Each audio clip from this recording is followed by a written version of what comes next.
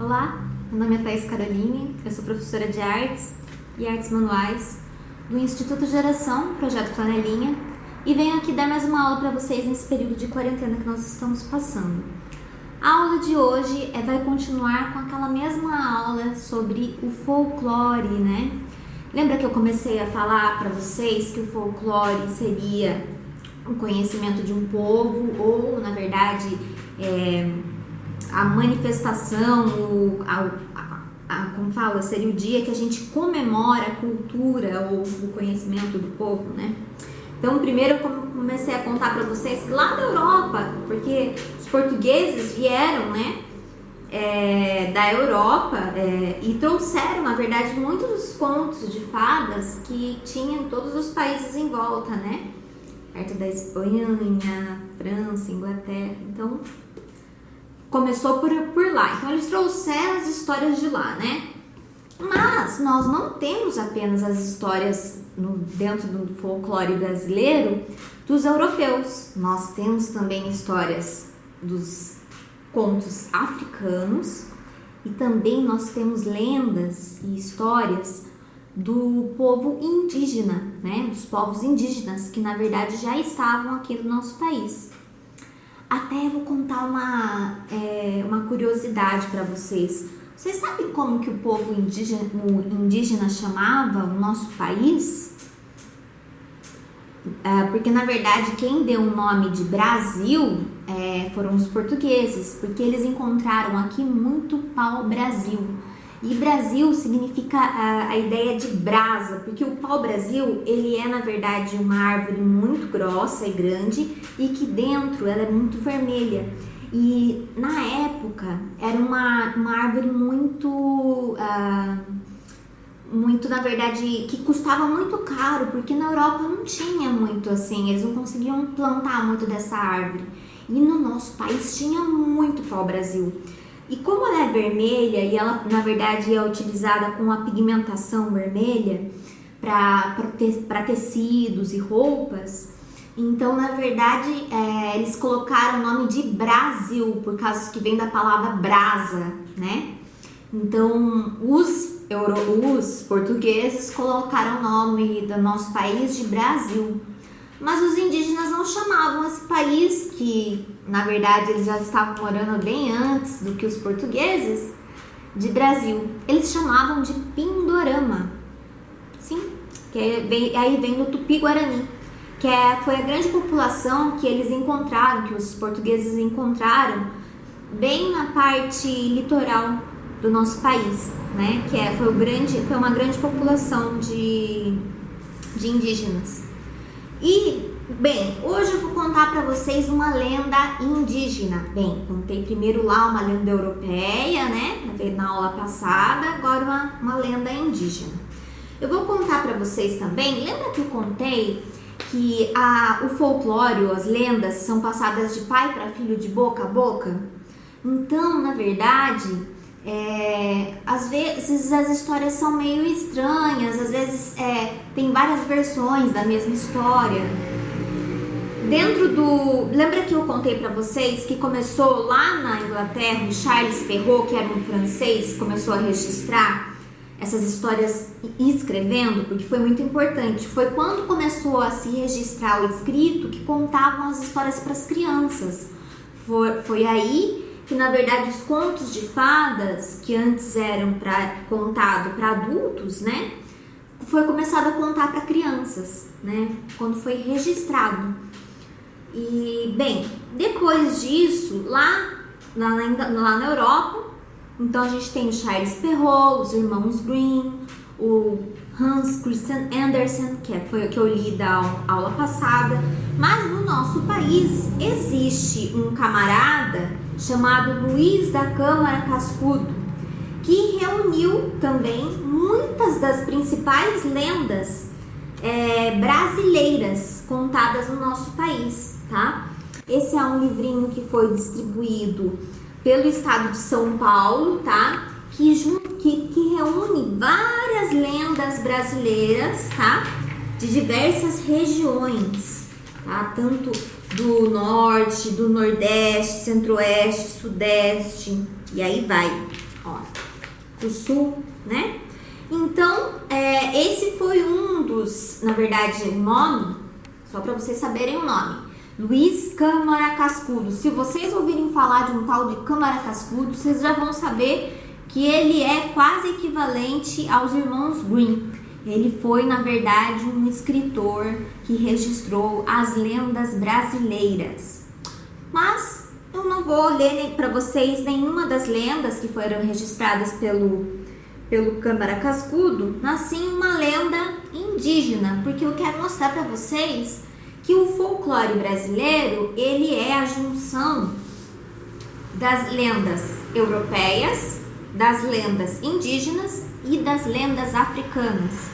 Nosso país, ele é formado por esses três povos, pelos africanos, pelos indígenas e pelos europeus, tá? Bem, a lenda que eu vou ler para vocês, ela é a lenda da mandioca. Os indígenas tupi-guaranis, que ficavam no litoral, né? No litoral aqui do Brasil, no sudeste, né, do nosso país, eles tinham essa lenda. Existem várias versões, tá, dessa lenda. Eu vou ler uma das versões que eu peguei na internet, tá, que não tem registro de quem na verdade registrou essa lenda, mas eu vou ler como eu peguei na internet, tá ok? Então vamos lá, a lenda da mandioca. A lenda da mandioca faz parte do folclore brasileiro e é de origem indígena. De acordo com a história, a filha do cacique de uma tribo tupi-guarani havia engravidado e seu pai, muito furioso, queria saber de quem era o bebê que ela estava esperando. A índia afirmava que não sabia como tal fato tinha acontecido, pois não tinha se entregado a nenhum homem. O cacique não acreditou na filha. Certa noite, o chefe da tribo sonhou que alguém lhe dizia para acreditar em sua filha, pois ela contava a verdade. A partir desse momento, o cacique passou a aceitar a gravidez da filha e a esperar ansioso pela chegada da neta. Quando a menina nasceu, ela era uma menina muito bonita, mas ela tinha uma pele branca, muito diferente dos indígenas, né? Eles têm a pele morena. Por isso, a mãe dela a chamou de Mani. Ela trazia muita alegria para a aldeia, pois era uma criança muito feliz e querida. Durante uma manhã, Mani foi encontrada sem vida pela sua mãe. Com muita tristeza, o povo enterrou a menina dentro da própria oca em que a menina nasceu. A oca, pessoal, é a casa dos índios, né? Eles chamam de oca. A terra ficou umedecida com tantas lágrimas e depois de alguns dias nasceu uma planta diferente no mesmo local onde o corpo havia sido enterrado. A planta não era conhecida pela aldeia. Perceberam que ela tinha uma raiz escura, mas quando abriam por dentro era toda branca. Em homenagem à filha, ela colocou o nome de Manioca, uma junção de Mani, que era o nome da criança, e Oca, o local onde a menina foi enterrada. Com o passar dos anos, o nome tornou-se mandioca. Os índios passaram a utilizar a raiz da planta para fazer farinha e uma bebida chamada cauimim. Desculpe. Aí. Então, bem, essa é a história da lenda da manioca, né? Que foi a história de uma menina branca que nasceu numa tribo indígena, né? Pessoal, é muito legal também eu falar uma coisa para vocês. Quando a gente fala a palavra indígena significa donos daquela terra, tá? Eu tive uma aula, uma palestra na época da faculdade com um indígena de uma tribo que fica perto de Bauru, que lá existem várias tribos que ainda existem, né, essas tribos.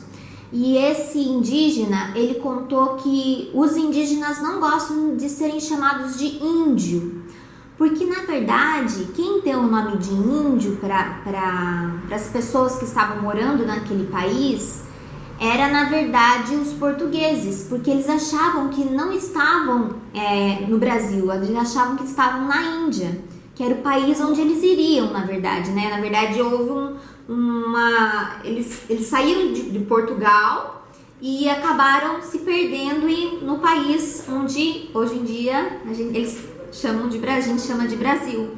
Mas, na verdade, eles acharam que chegaram na Índia. Então, como eles não conheciam aquelas pessoas que estavam lá, ele deu o nome daquelas pessoas, eles chamavam aquelas pessoas de índios, né? Então, os indígenas, indígena tem o significado da palavra uma pessoa que é pertencente àquela terra. Mas a palavra índio é uma palavra que pelo menos, esse indígena que deu a palestra, muito interessante, contando sobre a origem dos indígenas, ele falou que, na verdade, não é muito certo a gente chamar a palavra, falar aquela pessoa é um índio, né? Mas indígena seria a palavra correta de se utilizar, tá ok?